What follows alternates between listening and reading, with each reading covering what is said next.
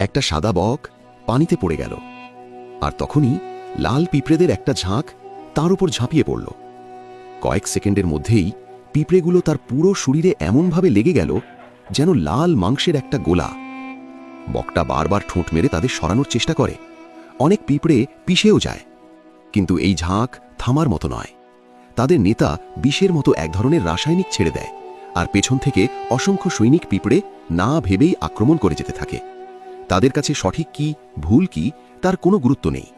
সামনেরগুলো কামড়ায়, আর পেছনেরগুলো তাদের নেতার কথায় ফুটন্ত পানিতেও ঝাঁপ দিতে প্রস্তুত থাকে। বকটা ডানা ঝাপটিয়ে পালানোর চেষ্টা করে, কিন্তু হাজার হাজার চোয়াল তার রক্তে ভেজা পালকগুলো শক্ত করে ধরে ফেলে। তারা তাকে কাদায় টেনে নিয়ে যায়, আর জীবন্ত অবস্থাতেই শেষ করে দেয়।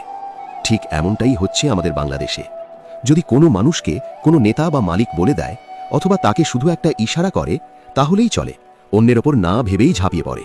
তাদের সত্যের সঙ্গে কোনো সম্পর্ক নেই, তারা শুধু এটুকুই দেখে তাদের নেতা কার বিরুদ্ধে দাঁড়িয়ে আছে।